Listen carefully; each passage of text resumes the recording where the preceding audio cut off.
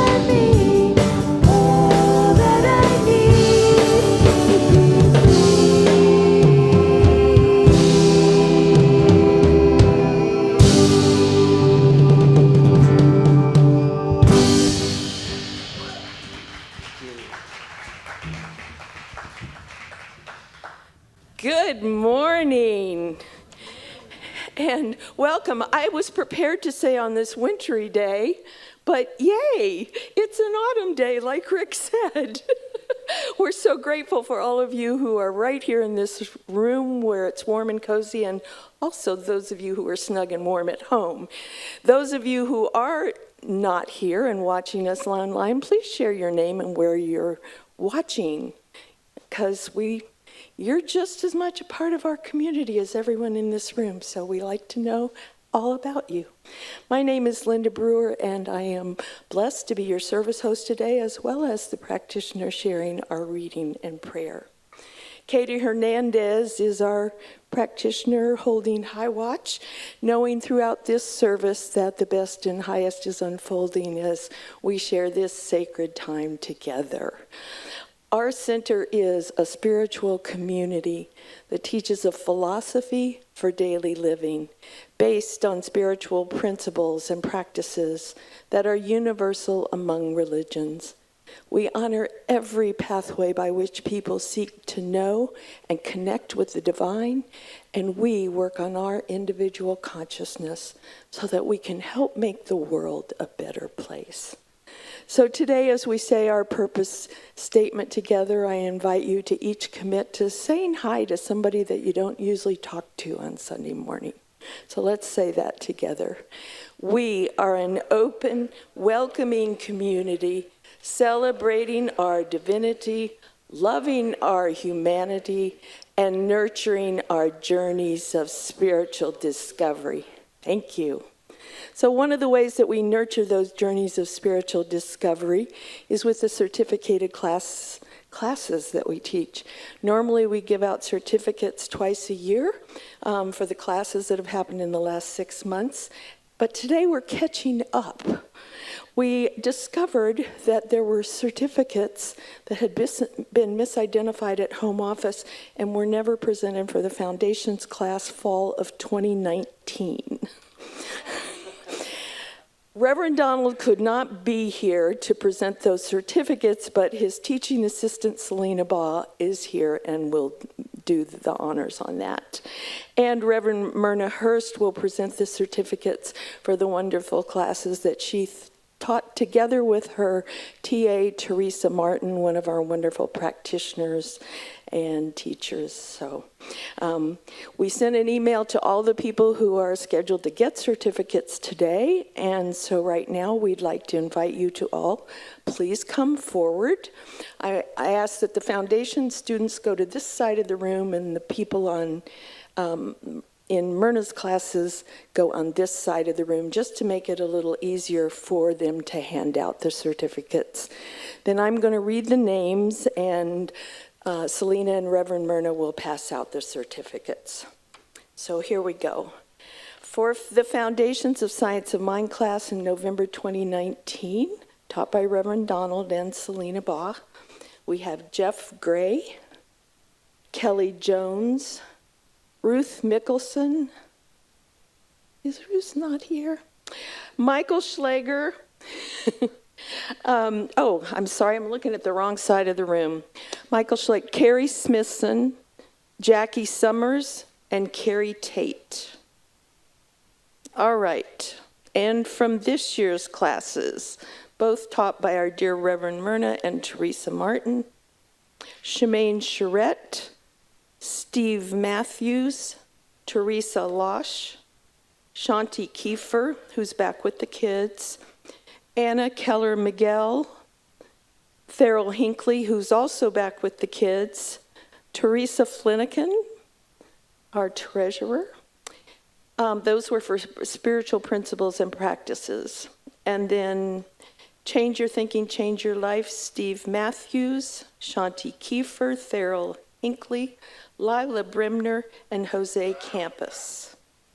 All right, well, let's give a big hand. These people have spent a lot of time, energy, and money actually doing this. So thank you guys so much. And we look forward. We will have lots of new classes in the new year.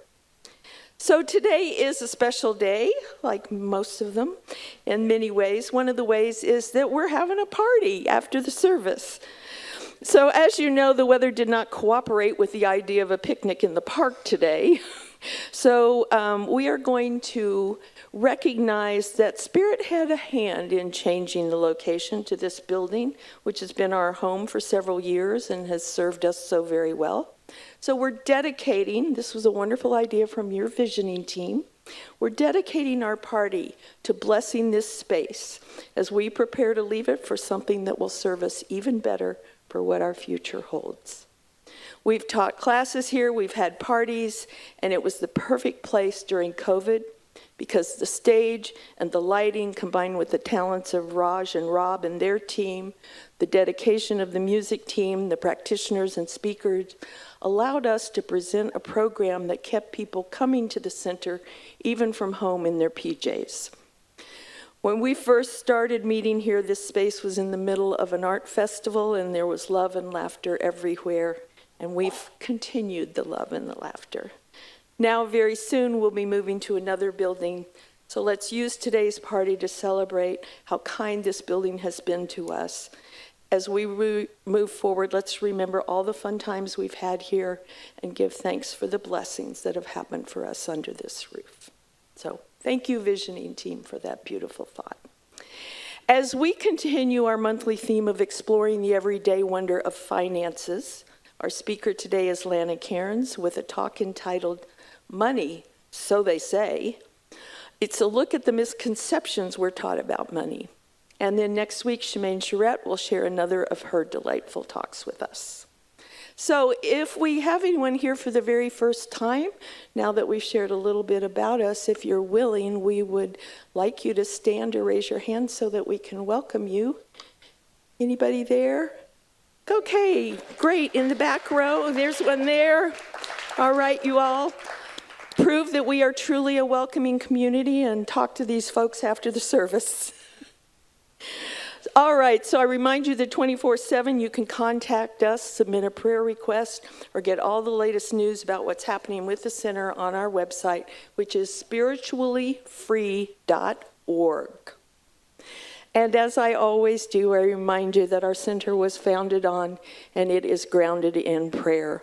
That helps us deal with whatever comes our way and to create a positive experience regardless of what's happening in the external world around us. Our professional prayer practitioners are well trained in the art and science of affirmative prayer and are so ready to pray for and with you.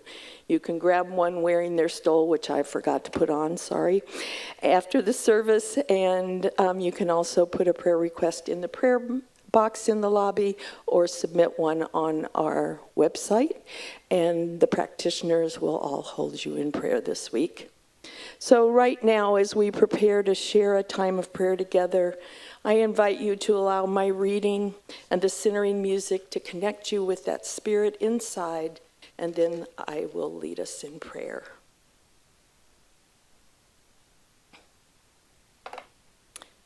Our reading today is adapted from Divine Living, The Essential Guide to Your True Destiny by Anton St. Martin.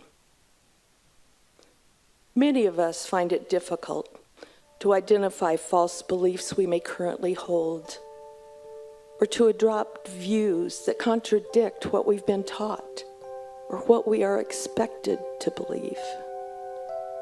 This can cause us to feel unable to manifest what we truly want in life, and to feel that life is a constant struggle. The truth is, you are heir to a heavenly fortune, the sole beneficiary of an infinite spiritual trust fund, a proverbial gold mine of sacred abundance beyond all common measure of human comprehension. But until you assert your rightful inheritance of this blessed gift, it will remain unclaimed and beyond your reach.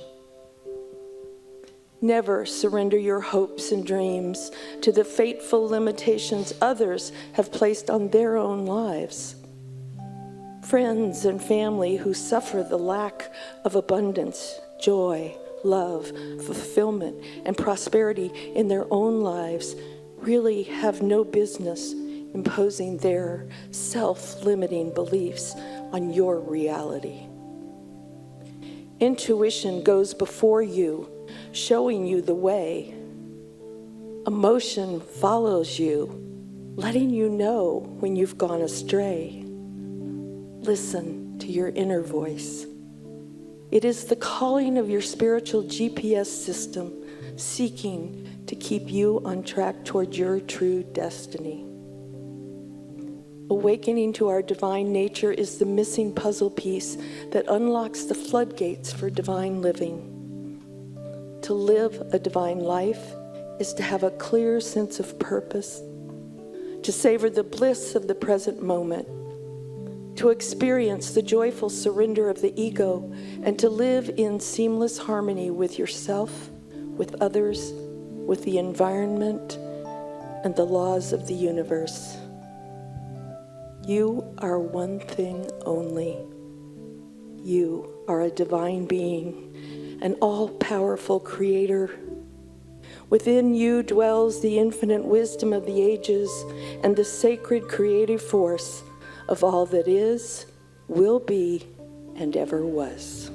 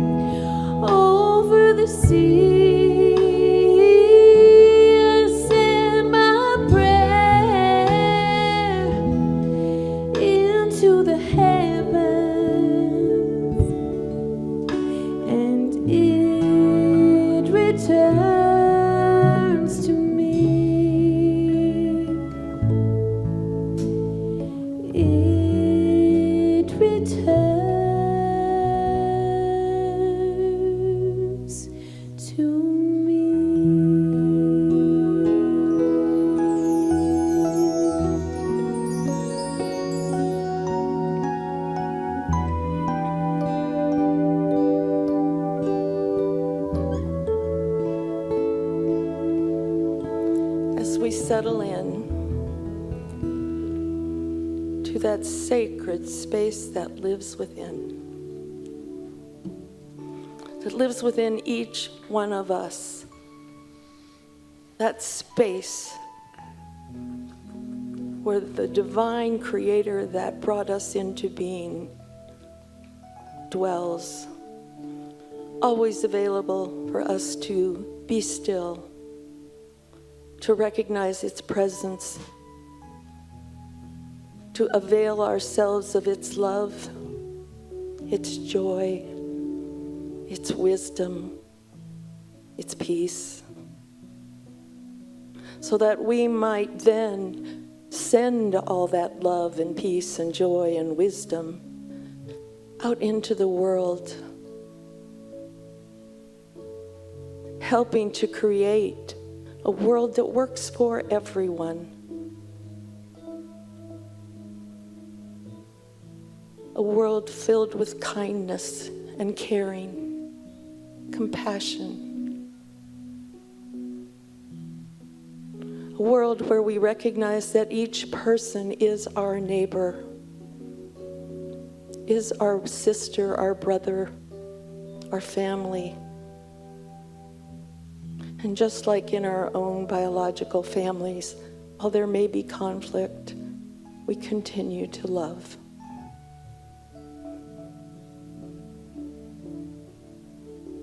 And so today, I am committing myself and offering that opportunity to each one hearing my voice to recommit ourselves to living in love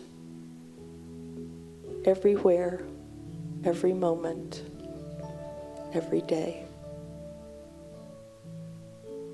And since prayer works as soon as we speak it, we know it is done and give thanks that that is so. As together we say, and so it is. I wanted to say a few things. Welcome back, Rory. We missed you last week. He's feeling a little bit better. He's kind of a curmudgeon and kind of wills himself to get better, and we'll just let him have his journey. There it is. I also wanted to acknowledge Mr. Rich Smith. Would you stand, Rich, please?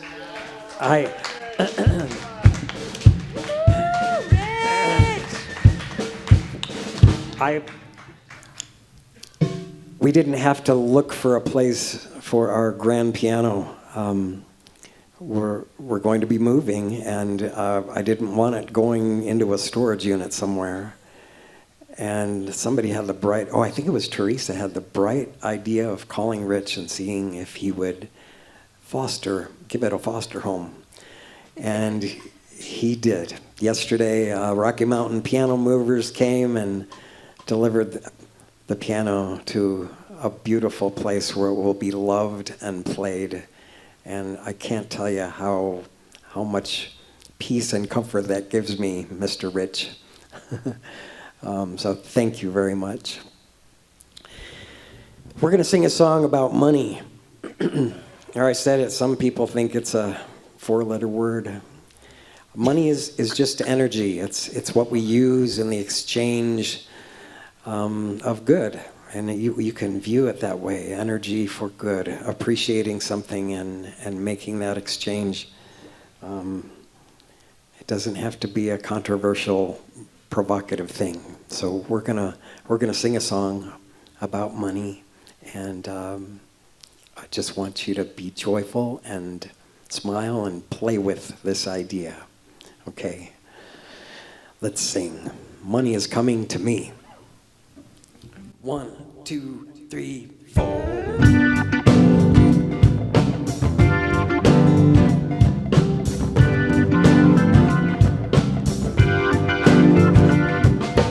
Money is coming to me. Money is coming to me. Money is coming to me. Money is coming to me. Money is coming to me. I can just feel it, and I believe it's coming to me. It's coming to me now, and I'm not worried about how. Oh, money is coming to me. Come on, come on, come on. The universe is working for me. It's working. I can just feel it, and I believe it's working for me now, and I'm not worried about how. Oh, money is coming to me. Yeah, yeah, yeah. More than enough to give. More than enough to give. More than enough to share. Feel like it's already here. More than enough to shop. More than enough to drive. More than enough to save. With plenty left over to give away. Money is coming to me. I could just feel it, and I believe it's coming to me. It's coming to me now, and I'm not worried about how. Oh, money is coming to me.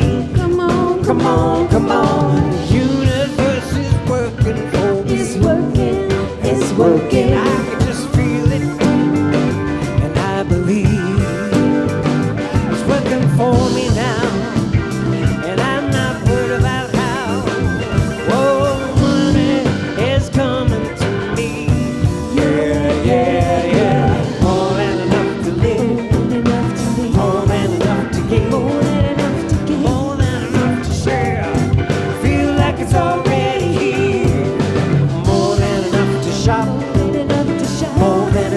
drive, more than enough to save, with plenty left over to give away. Money.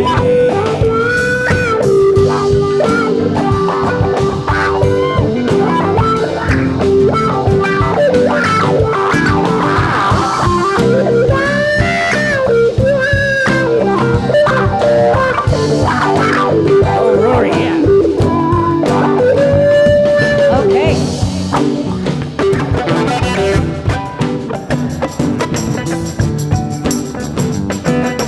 Mr. Drew Reader. Drew.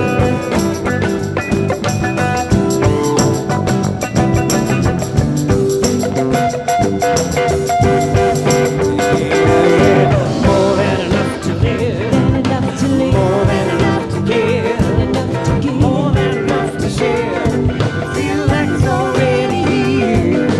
More than enough to shout, more than enough to drive, more than enough to say, with plenty left over to give away. Money is coming to me. Money is coming to me. Money is coming to me. Money is coming to me.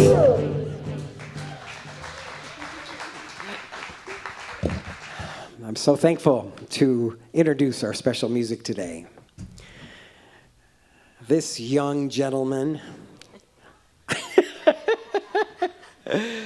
has been a dear friend of mine for many years. He played 10 years for the center, playing bass guitar and offering his voice and fun and spirit.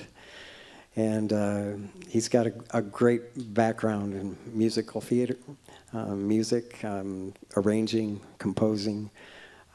He sings with a beautiful basso voice, plays bass guitar and piano, and is one of our favorite special musicians, especially around this time of year.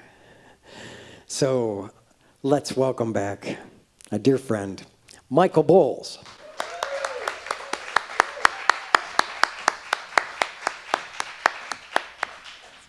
I'm going to do two songs today, one at a time, with the kind of different viewpoints on wealth and prosperity.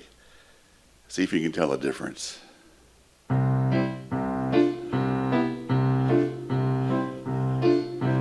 Oh, I got plenty of nothing, and nothing's plenty for me. I got no car, I got no mule, I got no misery. Oh, the folks with plenty of plenty got a lock on the door. Afraid somebody's gonna rob them while he's out making more. What for? Oh, I got no lock on the door, that's no way to be. They can take the rug from the floor, that's okay with me, 'cause the things that I prize, like the stars in the sky, all are free. Oh, I got plenty of nothing, and nothing's plenty for me. I got my gal, I got my song, got heaven the whole day long. I'm not complaining. I got my gal, got my Lord, got my song. Oh, I got plenty of nothing, and nothing's plenty for me. I got the sun, I got the moon, I got the deep blue sea. The folks with plenty of plenty gotta pray all the day. Seems with plenty you sure gotta worry how to keep the devil away. Away. Oh, I ain't fretting about hell till the time arrives. Never worried long as I'm well. Never want to strive to be good, to be bad. I'm just glad I'm alive. Oh, I got plenty of nothing, and nothing's plenty for me. I got my gal, I got my song, got heaven the whole day long.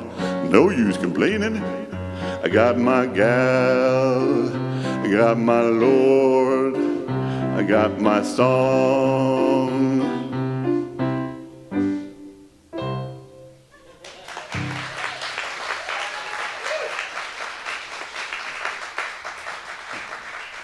Always fun when Mike Bolz is in the house.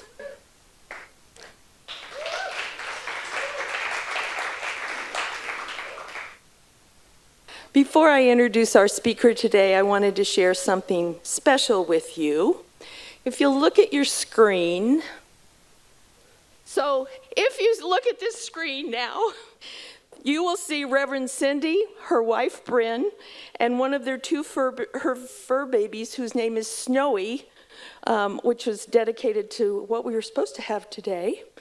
And if you remember, if you were here, we gave Reverend Cindy gifts, but they were wrapped for travel. Well, that's because they were mugs that would break, and so we had them wrapped, and they unwrapped them together. And they have our sinner's name on it in the bags with our sinner's name on it. And so she sent this picture as an expression of her gratitude to all of you for participating in her candidating process, for the warm welcome that she received, and for making her feel so at home here in Salt Lake City.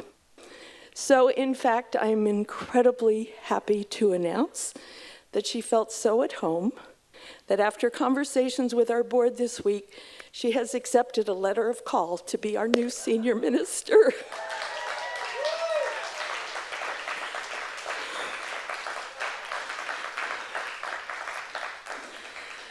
So our prayers, those of her mother and her wife, who were voting for Salt Lake, they've all been answered, and she will be with us on Sunday, January 8th, 2023, and begin her time as our new senior minister. And so it is. Amen and hallelujah. She has spent her life studying all kinds of spiritual things, and she always shares something helpful, relevant, and inspiring. And I'm so happy to announce that since Lanna spoke last week, she has been recertified as a licensed professional practitioner with Centers for Spiritual Living. And as soon as our new senior minister is on board, she'll be able to fully affiliate with our center. Her fellow practitioners can't wait. So please give a warm welcome to our dear friend, Lanna Cairns.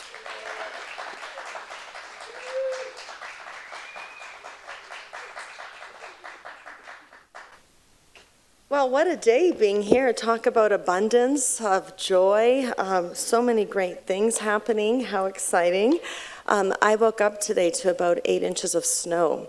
So I was going to start my sermon by saying Merry Christmas. But there's no snow down here, so that wouldn't have worked.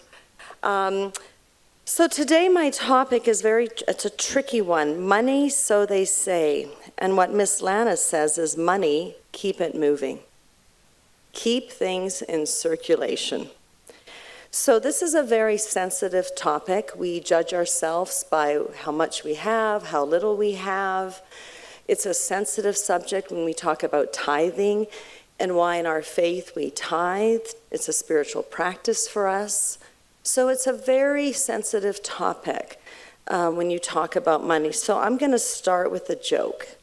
And I'm a bad joker, so I have to preface by saying I'm starting with a joke, so hopefully you'll laugh when I'm done talking. And maybe you've heard this joke, but I love it. So here I go. James lived alone in the Irish countryside with only a pet dog for company. One day the dog died, and James went to the parish priest and said, "Father, my dog is dead. Could you be saying a mass for the poor creature?" Father Patrick replied, "I'm afraid not. We cannot have services for an animal in our church. But there is a Center for Spiritual Living down the road, and perhaps they'll give him one."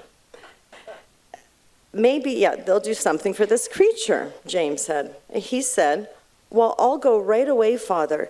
Do you think $5,000 is enough to donate for the service?" Father Patrick exclaimed, "Sweet Mary, Mother of Jesus, why didn't you tell me the dog was Catholic?" As a former Catholic person, I thought that was quite sweet, because that's how things get done. Anyways, so we have one of our master teachers in our philosophy is Catherine Ponder, and she's written several books on prosperity, circulation, and she sums this topic up perfectly. She says, basically, there is only one disease, congestion.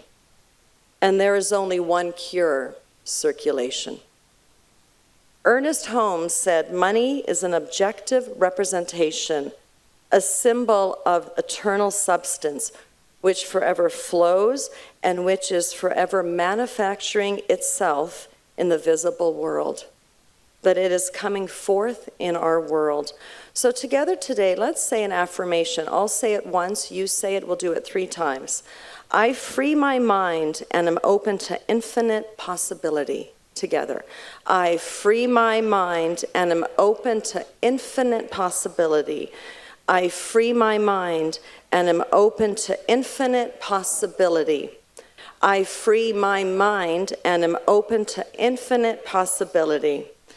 So today we're going to bring an awareness of this infinite source from which all flows. As religious scientists, we claim, as you believe, so it is done unto you. What we also say is what you think about, you bring about. So the onus is on us in our faith to change our lives by the thoughts we have about certain things like money, like limitation, the stories we tell about ourselves that we eagerly want to reinforce. Our faith, we look at that as how can we change, how can we look differently and be more expansive. I'm going to talk about how religious scientists, how we do it, and even sometimes how we cap our own good. When we turn away from what was to what is, sometimes we even cap our good with what is possible. So it's about being open, it's about being free, it's about trusting, it's about walking in faith. You know, these are big things that our philosophy talks about. I have a friend, I'm Canadian, and when I go back home to visit her, and a dear friend from the Catholic Church, we used to go to Ukrainian summer camps together, and when I'm with her, there's a limited talk about abundance. There's always something that comes up about money that's related to a certain situation, a conversation. So last time I was back home in June visiting my mom, we went out for dinner, and a woman walked by with a t-shirt that said Disneyland on it. And this friend says, you know, I've never been there, I'll never get there. Why couldn't my parents ever take me there? The conversation is so dark, so heavy. I don't teach my faith. Either you get it or you don't. I don't preach. But I held her in a consciousness of abundance. I took her to a great restaurant. We had a great glass of wine. You know, and we try to change change the world by the thoughts we have about who we are, what we think we deserve. But her consciousness of limitation appears because she speaks about it in such a way. So when you're a religious scientist, you know, you perk up to languages, you know, to language that people say. I work at a school 3 days a week, and one teacher always says, oh, this is the year I know I'm going to get a bad cold. It's between seasons. I know this year again I'm going to get a bad cold, and sure enough, she gets a bad cold. So for us, our thoughts are things, right? We don't just say things for no reason. We really want to make ourselves alive of what is possible. Ernest Holmes says, our beliefs create our experience of life in this world. If we are a clear conduit for the divine flow, it is easy and natural for us to show up as good in all areas of our lives. If our conduit to the one is clogged with beliefs that block the flow of good to use, we experience poverty, lack, limitation. So our work, he says, is always in the middle layer of our teaching. We have a V, we work in that minutia. We clear the dysfunction of untrue beliefs because the law for us is always working. Whatever we put into the pot, that's what we get. So it's always working whether we're attuned or not to it. He says we can't just pretend that things are not there. We have to bring them to the light in order to release them. The thing to do is not to try to unify with people, but with the principle of life behind all people and things. This is working from the center and not the circumference. He says this in Creative Mind and Success. So for us as religious scientists, money is a form of divine energy. We don't need to feel ashamed about our intentions with it.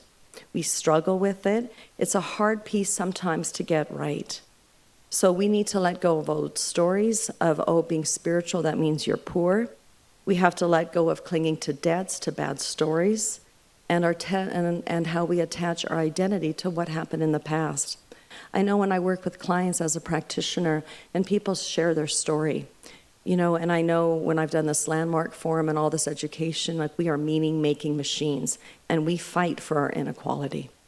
But when I hear someone tell me their story, and it is what it is, we all have them, I say to them, great, that was then, what is now? And so I have a mental machete where I cut off the story of what was to what is possible. And we start from there. We bless and release those stories because they got you here, but we don't cling to them. We move away from them to what is full, to what is good, to what is possible. Evan Hopkins says here that money is where the unconsciousness is stored. Our unconscious thoughts, feelings, beliefs, ideas, and memories are stored in money. So if we do the analysis on money, we find out exactly what our values are. We find out who we are, who tells us the story about our life. Money is symbolic of our values and our consciousness. So if you make money a spiritual discipline, if you become conscious of your money and had a deep commitment to healing the parts of your life that need healing, using money as a device to bring consciousness forward, you will succeed. So this is why in our faith we tithe. This is why the history of tithing, the Israelites would take the top 10% of their crop and give it to their government or to their religious official. The top 10%. When I play this money game, in my view, it's all God's money. We're conduits for it. So every time I spend something, I go to Target or Smith's or wherever, I say, thank you, God. Every time I have a financial transaction, thank you, God. Thank you for making this possible in my life. Because we are stewards of God's money. We are stewards of wealth. So the more we give, the more we get. And it kind of goes ironic to how we think. Well, I don't have, so how can I give? Well, if you can't give money, you give time. But you're in the constant flow of giving. I know sometimes when I go to Starbucks, I like to play just the money game with God. And I'll buy the coffee or whatever someone's having behind me, as long as it's not a bus or a van. But if there's one person, I'll buy their drink, just kidding. And so I'll say to the person in the window, I said, oh, and let me get the person behind me as well. And I drive about, 15 yards from that experience, and I look in my rearview mirror, and I get so much joy when I see someone's expression, whether it's, oh my God, whatever it is. But it excites me, and it keeps my flow going. And so who knows if they pass on that baton and give, but I give like that, and I enjoy it. I enjoy seeing someone's expression of getting a gift that they weren't expecting. So it's God's money. We're stewards of money. We play around with money. We give money away. We keep things in motion. We tithe to any organization that feeds you, whether it's here. My husband and I tithe to the Golden Retriever Rescue, to KQED. Wherever we're fed, we give money to that organization to keep things in motion. We must recognize that we live within a constant flow of divine quality of wealth in all its forms. It's not my wealth. We just get to play with it. And as we bring a mindset and attention and curiosity to the relationship with money, it will blossom for us. For many years when I lived in Los Angeles, I had a business, a consulting business, and my money game, and I swear that we could try this, is you put your name with a colon and like an autobiography of a title. So mine was Lanna Cairns, just making it. And everything I experienced financially was just making it. I would get a car bill for $1,500. I would make $1,800 that week. I would get a heating bill of my house for $700, and I would make $1,250 that week. And so my game was always just making it. And I thought, I'm gonna try to budget just making it savings. So I'm gonna try to save $3,000 a month, I thought. And sure enough, in a couple of months, after giving, tithing, my time, my energy, that was awarded to me. But I had to open up to say, I'm not playing that game anymore. I'm going to play a different money game. And I'm going to see how it falls, but I'm going to go forth and make it happen. When we look at our founding fathers, our teachers, Jesus wasn't poor. The birth story in Luke has him born in humble circumstances. But that was due to no room at the inn, not because his parents had no money. Back then, you didn't check into the inn if you had no money. Back then it was probably like the Ritz-Carlton. There's probably one in each town. You know, Matthew's birth story has him in the house of Bethlehem where Mary lived. When the Magi brought gifts, the first which was gold to fund his ministry. Jesus had a bookkeeper. You know, you don't need a bookkeeper if you have no money. Nowhere does it say he couldn't afford something. The famous statement that we all hear, being hard for a rich man to enter the kingdom of heaven, really it was a commitment to the attachment to wealth, to being braggadocious, not because of what the jewels and the gifts that this person received. You know, the Buddha was wealthy. He was a prince, born into a very wealthy family, and he wanted to go and see and explore what was happening. But he didn't talk about being in poverty or being a billionaire. He talked the middle way, the middle path. Muhammad was a wealthy trader, married a rich widow. Lao Tzu and Zhuangzi, Taoist sages, were both respected government officials. Abraham, Jacob, Moses, Joseph were all very well off. So in our faith, when we turn to abundance, God wants you to win at life. Practicing divine inheritance. When we let go of possessiveness around money and realize that it comes in and out and it goes and we keep it in movement, we must let the death grip out over money. But nothing is ever lost in the universe. If we put a claim into the universe to provide us with something and we stay open to that infinite flow, we will experience the ever-presence of opulence in the world today. You know, if you don't have money, we have time to invest. Jesus said in John 10:10, I came and that they may have life and to be abundant in that. So anything you pray for and ask about, you shall receive. Our life tends to match people with our beliefs, so we have to be very careful with who we're around, how we, uplift each other in this conversation. I had a story once when I was in Napa, and this story sums up my life about abundance. But I was a professional organizer. I had a business, doing very well. Second year, made 6 figures, worked hard. And then I had a very wealthy client who was an oil heiress in Napa. I would work with her for a month, a week. I'd make as much money as I needed to live on. And those following 3 weeks, I think I was in prac studies at the time.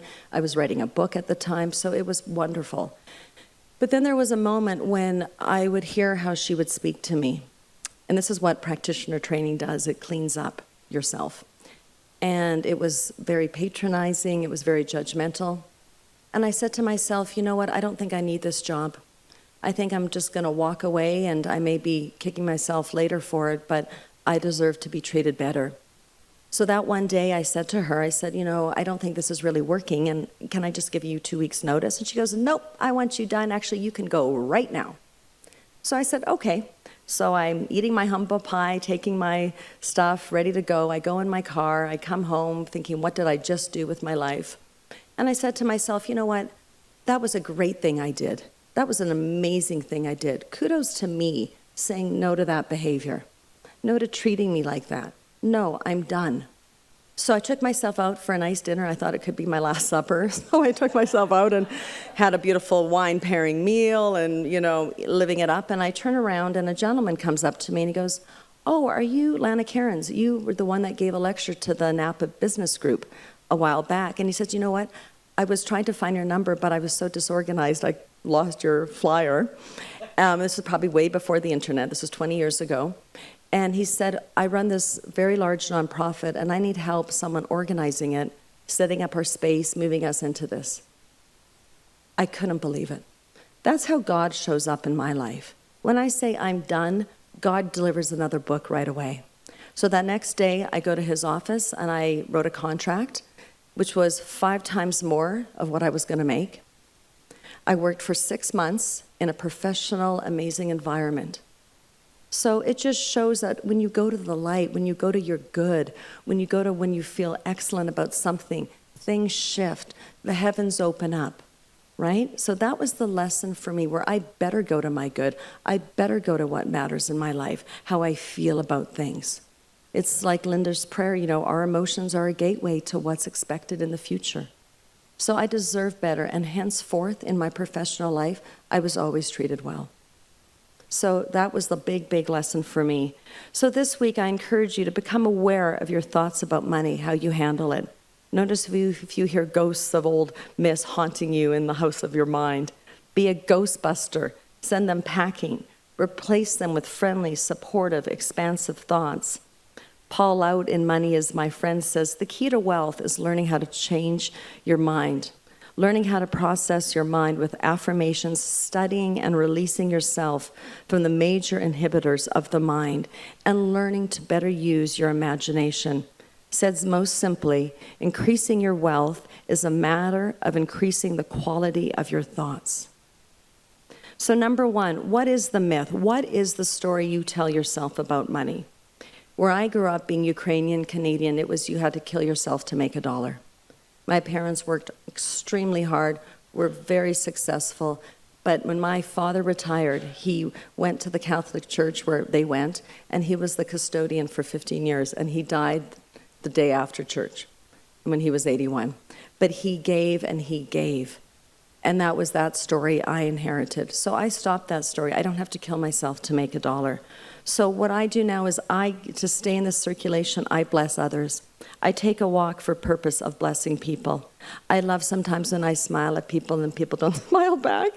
I'm a little crazy and I just carry on, keep smiling forward. You know, I bless people that I see. I bless the money I spend. And as you do this, you become engaged in something that is just this flow, this energetic flow about it. Religious scientists, we have to practice receiving. You know, we're pretty good at giving, but how do we receive? How does that feel? You know, what specific steps will it take this week for you to clean up the house of your own consciousness? Maya Angelou said, yes, you can become truly accomplished at something you love. Don't make money your goal. Instead, pursue the things you love doing and then do them so well that people can't take their eyes off you. So visualize yourself in a money machine on a game show, money swirling or love swirling, whatever is lacking. Use your mind to create. We use our dreams in religious science. We live on fantasies in a good way. We live in our expansiveness of what is potential. Even if we don't see it demonstrated just yet, it's coming around the corner. You know, so this is what we do. So what is the new paradigm around wealth and opulence that you choose to adopt in your life? Scott Aubrey says, the word affluence comes from the root word affluere, which means to flow to. Money is really a symbol of the life energy that we exchange and the life energy we use as a result of the service we provide to the universe. Therefore, if we stop the circulation of money, if our only intention is to hold on to our money, since it is a life energy, we will stop its circulation back into our lives as well. In order to keep that like energy coming to us, we have to keep it circulating. Like a river, money must keep flowing, otherwise it begins to stagnate. Circulation keeps it alive and well. So we open ourselves to what is possible. We say, thank you for that master teaching, but we're done with that lesson, and we're on to something bigger and better. So let's all pray together.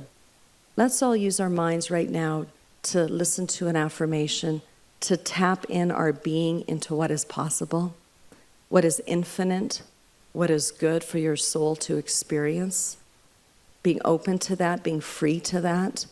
You know, that is the work we do here as religious scientists. So here we go. So get comfortable. Let's close our eyes. Let's listen to some music, and I'll lead us out into a meditation of abundance. So as we just come together again in this silence, this stillness, where the presence of that one life is always there, always felt, as close to us as our jugular, that we move our being, our minds into that presence. Ernest Holmes says in Pray and Prosper, the secret place of the Most High is at the center of our own being, where in silence we wait on Spirit and permit the perfect law to fulfill our desire. This is waiting upon the Lord.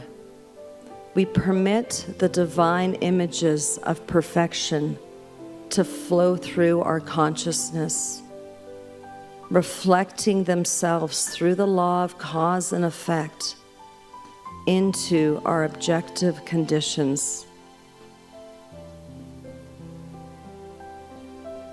So we take this wisdom and we spread it into our financial being, like seeds in our bank account, in our wallet, with Venmo, wherever we do this transaction, that it is vibrant, that it is moving, that it is full, that it is alive.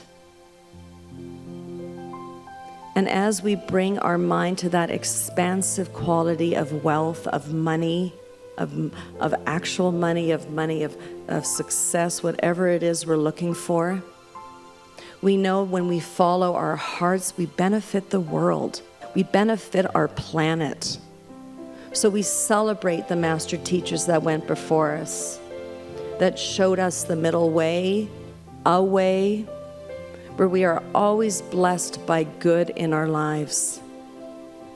We simply have the self-respect. We turn towards the light. We open up. And we turn to that experience that always feeds and guides us. So when Jesus comes down and says, I give my life so they may experience abundance, that they may experience all that is possible, we celebrate that, we move our being in that, and we are forever grateful for that. Thank you, God, for being in my life, for showing me the way of what is possible, what I can achieve if I work, if I plant those seeds, I treat and I move my feet to a greater good being in my life. And maybe that shows up as a great job, a car, a house, a trip, being able to religiously tithe 10% to where you are fed in this world. So I am grateful for the goodness. I am grateful for this center. I am grateful for the center that keeps the light on for everyone here in Salt Lake City. I am grateful for the abundance of snow, of powerful words, of powerful people here, of music that inspires and lets us dive into our truth that we know is true, that we are a divine child of God. And so together, with one sacred heartbeat, we say, and so it is.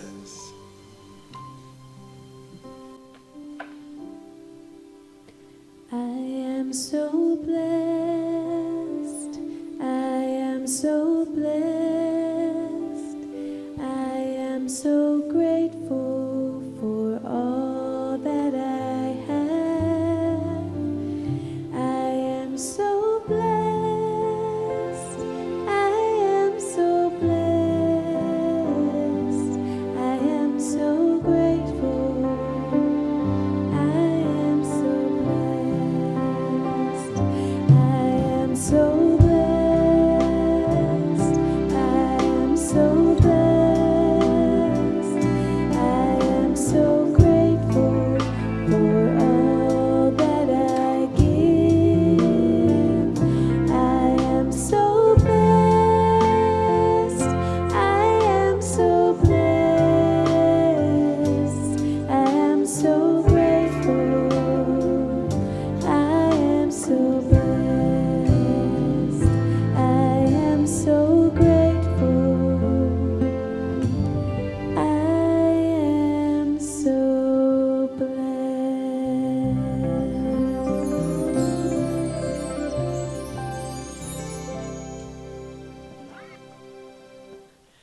We are so blessed. Lanna, thank you. That was just awesome. We really appreciate it. I'm not clapping because Raj left a note here that said, when applauding, please move your hands far away from the podium mic. I guess my enthusiasm is hurting their ears. Anyway, this is that time in our service where we recognize what it means to participate in that divine flow that Lanna talked so eloquently about, where we recognize the blessings that have come to us and we give out back into the source of our good, which we certainly hope this is on that list for you at least, and so that our center may continue to bless and serve others in the way that it has blessed and served those of us who have been around for a while. So I invite you in that spirit of love and giving to bring your gift into your hand, into your mind, into your heart, as we say together our giving affirmation. Divine love, as me, blesses and multiplies all that I am, all that I have, all that I give, and all that I receive. Filled with gratitude, I let this be, and so it is.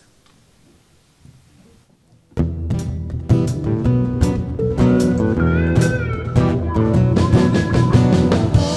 that I need comes to me. All that I need comes to me. The light of love and grace shines upon my face. All that I need comes to me. I've been set free, I'm released. I've been set free, I'm released.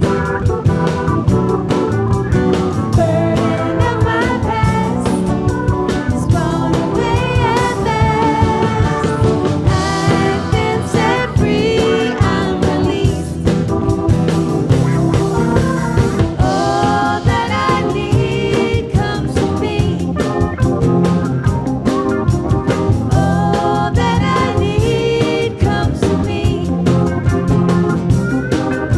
The light of love and grace shines upon my face. All that I need comes to me. All that I need comes to me.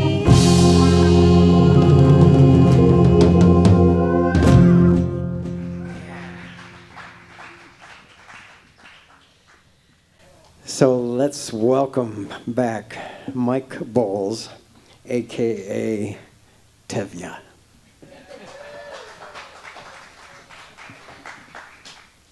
Lord, you've made so many poor people. I know, it's no sin to be poor. But it's no great honor either. Would it be so much trouble if I should have just a small fortune?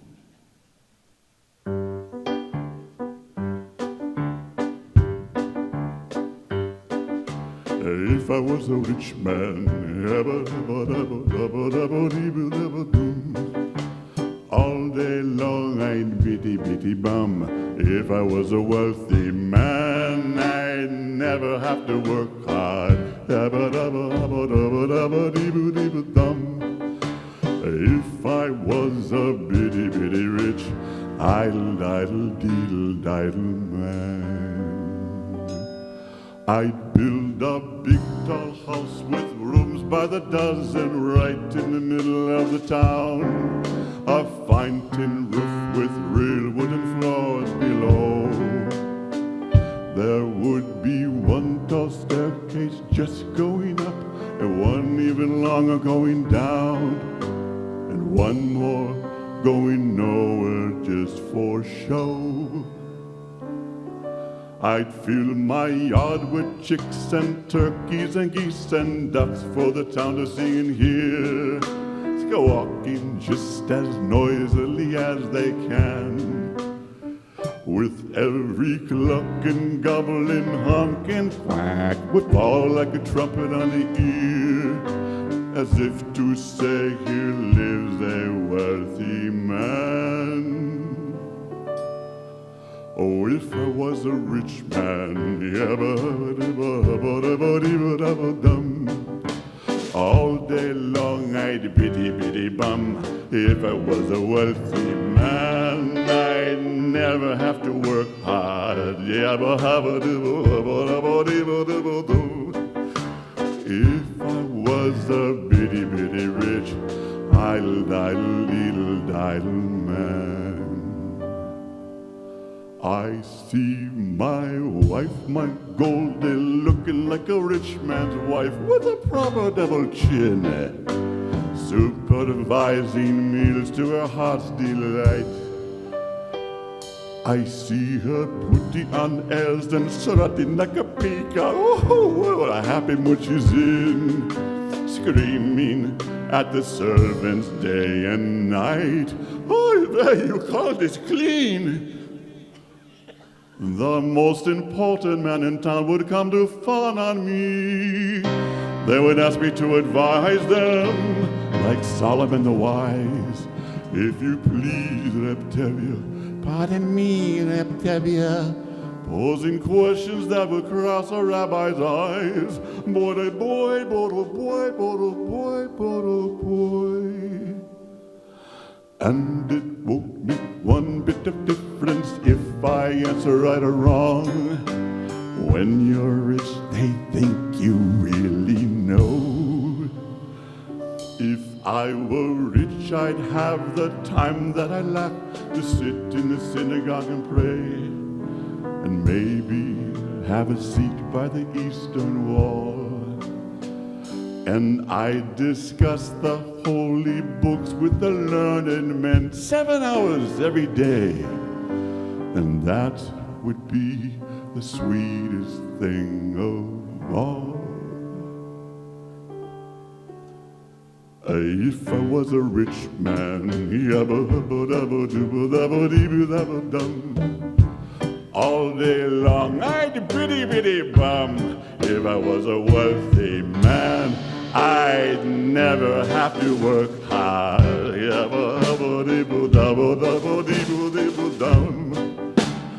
Lord, who made the lions and the lamb, you declared I should be what I am. Would it spoil some vast eternal plan if I was a wealthy man?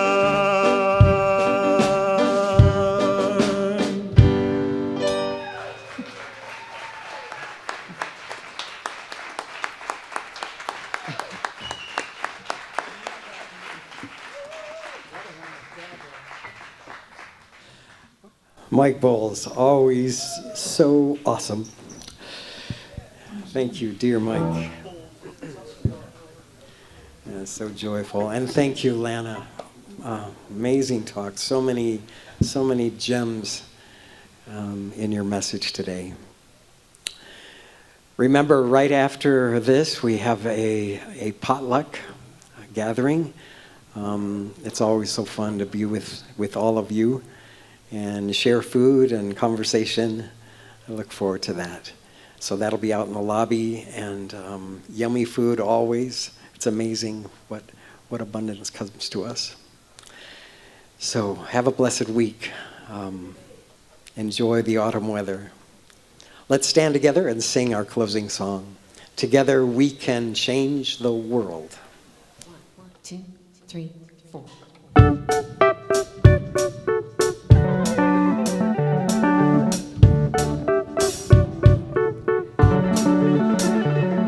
Humanity is calling for a listening ear, for a vision clear, where the veil of fear is falling. Who will catch the pieces that are floating down? The time is now. We know we can do this. The universe's symphony is about to begin. When we're gathered here as one and tuned in, together we can change the world. Together we can change the world. Together we